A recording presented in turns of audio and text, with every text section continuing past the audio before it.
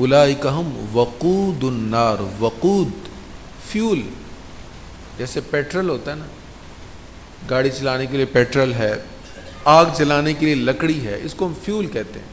فرمایا وقود ہے، یہ جو لوگ کفر پر رہتے ہیں اور کفر پر ہی مرتے ہیں، یہ دوزخ کا ایندھن ہے۔ اللہ تعالیٰ ہمیں اس سے بچائے۔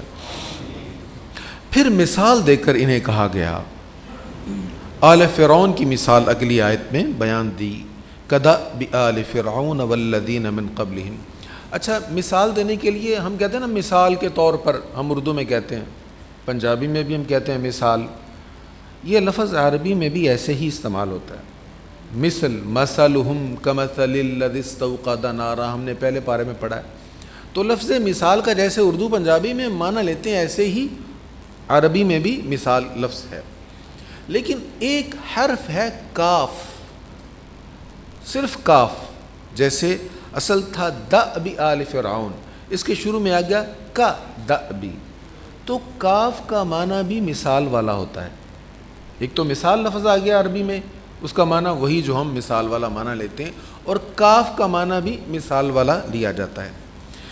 فرمائیں ان کا طریقہ بھی قوم فرعون اور ان سے پہلی اقوام کے طریقوں کی طرح ہے، یا ان کی مثال بھی قوم فرعون اور پہلی قوموں کی مثال کی طرح ہے، جنہوں نے ہماری آیات کو جھٹلایا تو اللہ نے ان کے گناہوں کے سبب سے پکڑ لیا، اور اللہ سخت عذاب دینے والا ہے۔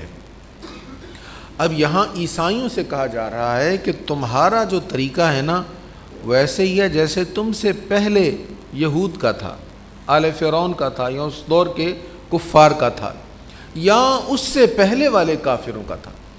اب فرعون سے پہلے بھی تو کفار تھے نا، نمرود فرعون سے پہلے کا ہے، اس سے پہلے کفار، تو تمہارا طریقہ ان کے طریقوں کی طرح۔ اب وہ طریقہ کیا ہے جس کے بارے میں سخت عذاب کی بات ہو رہی ہے، وہ ہمیں بھی نوٹ کر لینا چاہیے۔ وہ تھا کیا؟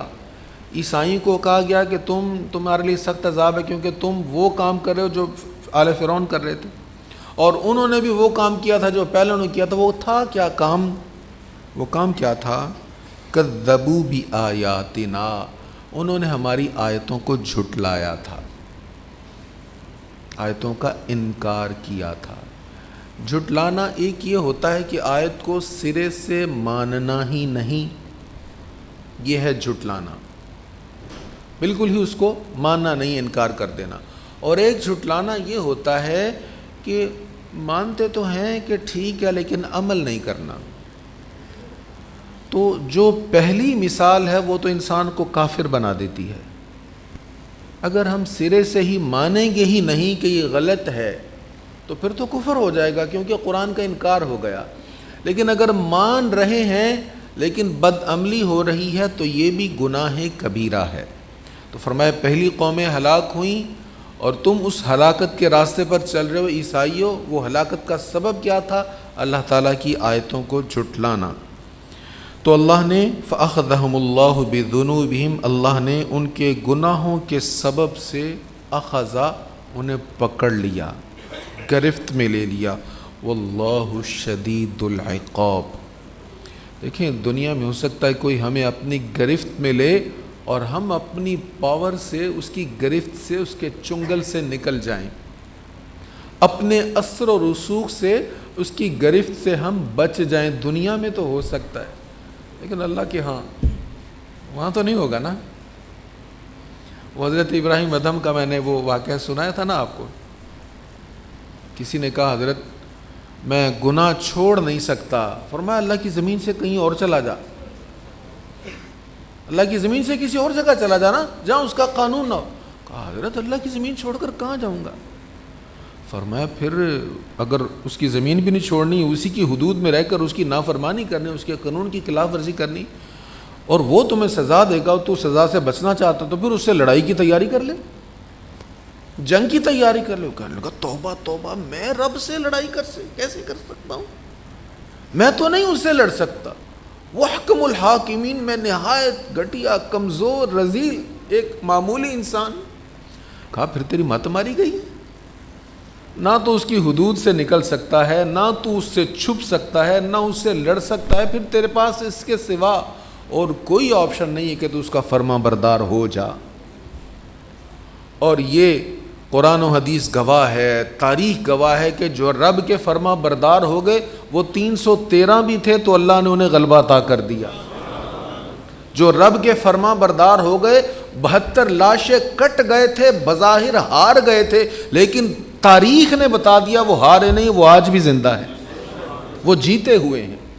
تو اللہ تعالیٰ فرما رہا ہے کہ پھر اگر تم نافرمانی کرو گے نا تو واللہ شدید العقاب، اللہ تعالیٰ سخت عذاب دینے والا ہے۔ قل للذین کفروا ستغلبون وتحشرون الی جہنم، آپ کافروں سے کہہ دیجئے تم عن قریب مغلوب ہوگے۔ اس کا پہلے شان نزول سن لیں۔ بدر کی لڑائی میں اللہ نے مسلمانوں کو بڑی عظیم فتح عطا فرمائی۔ اب یہودی اور منافقین یہ انتظار کر رہے تھے کہ یہ جو گئے ہیں نا، تھوڑے سے لوگ گئے ہیں تو مشرکین کے قابو میں بڑے سخت آئیں گے اور ان میں سے بچ کر کوئی نہیں آنے والا۔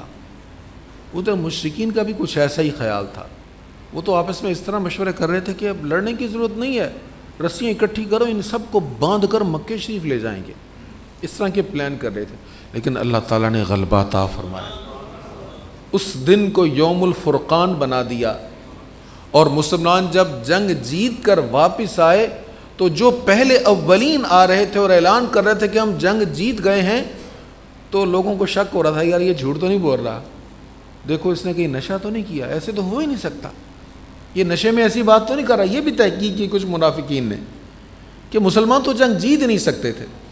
اچھا خیر، جب یہ ثابت ہو گیا کہ مسلمان جیت گئے ہیں، اب اور کوئی بات کرنے والی نہیں رہی، تو یہود کہنے لگے تم ان سے جیت گئے ہو، مشرکین تھوڑے سے لوگ تھے، تمہارا ہم سے کبھی پالا پڑا تو تمہیں پتہ چلے گا یہودی کیا ہوتے ہیں۔ اب جب انہوں نے اس طرح کی تڑی لگائی تو اللہ تعالیٰ نے یہ آیت نازل فرمائی، آپ کہہ دیجئے کہ تم عن قریب مغلوب ہو جاؤ گے، زیادہ دیر کی بات نہیں ہے، جاؤ بھاگ کر اپنے قلعوں میں جاؤ اور وہاں سے بھاگ کر خیبر میں جاؤ تو فاتح خیبر آنے والا ہے، تم بھی مغلوب ہو جاؤ گے اور جہنم کی طرف ہانکے جاؤ گے، اور وہ کیا ہی برا ٹھکانہ ہے۔ قد کان لکم آیۃ فی فئتین التقطا، بے شک تمہارے لیے ان دو جماعتوں میں ایک نشانی تھی جو میدان بدر میں باہم صف آرا ہوئیں۔ ایک جماعت اللہ کی راہ میں جنگ کر رہی تھی اور دوسری جماعت کافر تھی، اور وہ کافر ان مسلمانوں کو کھلی آنکھوں سے اپنے سے دگنا دیکھ رہے تھے، اور اللہ اپنی مدد کے ذریعہ جس کی چاہتا ہے تائید کرتا ہے، بے شک اس واقعہ میں آنکھوں والوں کے لیے ضرور عبرت ہے۔ اب یہاں پر جنگ بدر کا ذکر ہے، دو جماعتیں آپس میں باہم لڑیں، ایک مسلمانوں کی جماعت تھی اور ایک مشرکین مکہ کی جماعت تھی۔ تو اللہ تعالیٰ نے یہاں پر فرمایا کہ وہ اب یہ تو 300 اور کچھ تھے اور وہ 1000 کے لگ بھگ وہ لوگ تھے، لیکن جب وہ مسلمانوں کو دیکھتے تھے انہیں لگتا تھا مسلمان تو ہم سے دگنا ہیں، یہ تو شاید کوئی 2000 ہیں۔ میدان جنگ میں اطلاعات تو پہلے پہنچ چکی تھی کہ کتنے لوگ ہیں، انہوں نے پوچھا جی کتنے ہیں، کیسے تعداد وغیرہ کیا ہے، اچھا کتنے اونٹ ذبح ہوئے، جب کھانا کھانے لگے تو سب اعداد و شمار انہوں نے کر لیے تھے جب مشورہ کیا تھا، اور یہ آپس میں خوش ہو کر کہہ رہے تھے کفار مشرکین کہ ان کو رسیوں سے باندھ کر لے جائیں گے۔ لیکن اب جب میدان جنگ سجا، اب جب سب لڑنے کے لیے سامنے آئے تو مسلمانوں کو دیکھا تو انہیں لگا بہت بڑا لشکر ہے، ان سے بھی دگنا لشکر نظر آ رہا ہے انہیں۔ اب ایسا کیوں ہوا؟ اس لیے کہ اللہ تعالیٰ نے ان کے دلوں پر مسلمانوں کا رعب ڈالنا تھا۔ اب دیکھیے جو دل کی دنیا ہے نا، یہ ظاہری اسباب کی محتاج نہیں ہوتی۔ ہم پڑھ چکے ہیں گزشتہ اسباق میں کہ دل جو ہے یہ اللہ کے اختیار میں ہوتا، اللہ دل کو جدھر چاہے پھیر دے۔ اب ان کے دلوں کو اللہ نے کمزور کر دیا، مسلمانوں کی ہیبت ان کے دلوں پر طاری کر دی، حالانکہ اسلحہ نہیں ہے، 2 گھوڑے ہیں، 6 زرے ہیں، 8 شمشیریں ہیں. آپ نے 12 یہ تذکرہ سنا. نہایت مختصر قافلہ، اور اسباب بھی نہیں ہیں لڑنے والے، وسائل بھی نہیں ہیں، لیکن کفار کے دلوں پر رعب ڈال دیا اللہ تعالیٰ نے، اور یہ رعب مسلمانوں کو سپورٹ کر رہا تھا جیتنے کے لیے، صحابہ کرام کو سپورٹ کر رہا تھا. اب یہاں پر آخر میں اللہ تعالیٰ فرما رہا ہے ان فی ذلک لعبرۃ لأولی الابصار. اس سارے واقعے کو بیان پہلے یہ فرمایا واللہ یؤید بنصرہ من یشاء، اور اللہ اپنی مدد کے ذریعے جس کی چاہتا ہے تائید کرتا ہے. بات آسان ہے نا، سمجھ لگ رہی ہے نا. اللہ نے مدد یہ کی کہ ان کو بہت بڑا لشکر دکھایا مسلمانوں کا، یہ مسلمانوں کی مدد ہو گئی، یہ اللہ نے مسلمانوں کی تائید کر دی. اللہ جس کی چاہے مدد فرما سکتا ہے. یہ مدد کا ذکر کرنے کے بعد اللہ فرما رہا ہے ان فی ذلک لعبرۃ لأولی الابصار، بے شک اس واقعہ میں آنکھوں والوں کے لیے ضرور عبرت ہے، آنکھوں والوں کے لیے عبرت ہے. یعنی جو صاحب عقل ہے نا، جو غور و فکر کر سکتا ہے، اس کے لیے اس میں بہت بڑی نشانی ہے. وہ نشانی کیا ہے کہ جب اللہ کسی کی تائید فرمانا چاہتا ہے، جب اللہ کسی کی مدد فرمانا چاہتا ہے، اس کے پاس بہترین اسلحہ نہ بھی ہو، عالی شان قسم کی میزائل ٹیکنالوجی نہ بھی ہو، ایٹم بم نہ بھی ہو، لاکھوں کی تعداد میں بری افواج نہ بھی ہوں، اللہ غلبہ عطا کر دیتا ہے. اس کا مطلب ہرگز یہ نہیں ہے کہ اپنی طاقت نہ بڑھاؤ. قرآن کریم نے وہ بھی بیان کر دیا ہے وَأَعِدُّوا لَهُم مَّا اسْتَطَعْتُم مِّن قُوَّةٍ وَمِن رِّبَاطِ الْخَيْلِ. اس پر بات ہو چکی ہے کہ دشمن سے لڑنے کے لیے خوب تیاری کرو، تیروں سے، گھوڑوں سے، جو تم کر سکتے ہو، مَا اسْتَطَعْتُم، جو تمہیں استطاعت ہے، جو تمہیں استطاعت ہے دشمن سے لڑنے کے لیے، اس استطاعت کو حاصل کرو. جو دور جدید میں جو تمہیں اسلحہ چاہیے اس کے لیے کوشش کرو، لیکن بھروسہ اسلحہ پر نہیں کرنا، بھروسہ ذات خدا پر کرنا ہے. اللہ پر بھروسہ ہوگا تو اللہ کی تائید آئے گی، اللہ کی نصرت آئے گی. اللہ کریم کی ذات پر بھروسہ نہیں ہوگا تو بہترین ساز و سامان کے باوجود تم بے سر و سامان رہ جاؤ گے، ناکام ہو جاؤ گے. آج امت مسلمہ کو ضرورت ہے اللہ تعالیٰ کی تائید کی. کون سی نعمت ہے دنیا کی جو مسلمانوں کے پاس موجود نہیں ہے؟ کون سا خزانہ ہے، ظاہری خزانے اور زمین میں چھپے ہوئے خزانے، ظاہری اسباب اور زمین کے اندر پنہا اسباب، سارے اسباب موجود ہیں. اس کے باوجود مسلمان ہر معاملے میں غیر کی طرف کیوں دیکھتے ہیں؟ ہمارے پاکستان تو چلو ایک کمزور ملک ہو گیا جس کی بھی غلطی تھی، لیکن طاقتور مسلم ممالک بھی اپنی پالیسیز بناتے ہوئے اغیار کی طرف ایک بار کیوں دیکھتے ہیں؟ وہاں سے کیوں سپورٹ لیتے ہیں کسی قسم کی؟ اس کی وجہ یہ ہے کہ ہم نے اللہ تعالیٰ کی ذات پر بھروسہ کرنا چھوڑ دیا ہے. جو اللہ پر بھروسہ کرتا ہے تو اللہ اس کے لیے کافی ہو جاتا ہے. اس آگے ارشاد ہے زُيِّنَ لِلنَّاسِ، انسان کی جو نیچر ہے، جو فطرت ہے، اللہ نہیں بنائی ہے، اور اللہ خود اس کو بیان کر رہا ہے کہ لوگوں کے لیے عورتوں سے خواہشات کی اور بیٹوں کی اور سونے اور چاندی کے جمع کیے ہوئے خزانوں کی اور نشان زدہ گھوڑوں کی اور مویشیوں اور کھیتی باڑی کی محبت خوشنما بنا دی گئی ہے. اللہ نے خود بنایا ہے اس کو خوشنما. اے انسان، یہ جو چیزوں کی طرف دل مائل ہو رہا ہے، اللہ نے اس کے خود اللہ کریم نے اس کو تمہارے لیے خوشنما بنا دیا ہے. اب خوشنما بنا تو دیا ہے، لیکن اسی کو سب کچھ سمجھ لینا یہ نادانی ہے. یہی سب کچھ نہیں ہے، یہ دنیا کا ہے اسباب. آگے کیا ارشاد ہے؟ ذالک متاع الحیات الدنیا، یہ سب دنیا کی زندگی کا سامان ہے. یہ سب کچھ جن چیزوں کی رغبت، جن کا شوق ہمیں صبح سے لے کر شام تک دوڑاتا ہے، کھپاتا ہے، جس میں ہماری قوتیں صرف ہو جاتی ہیں، پتہ نہیں چلتا کب بچپن سے جوانی آ گئی اور کب جوانی سے بڑھاپے کی طرف قدم چل پڑے، پتہ بھی نہیں چلتا. ایسی مصروفیت الجھ گئے ان چیزوں کی محبت میں.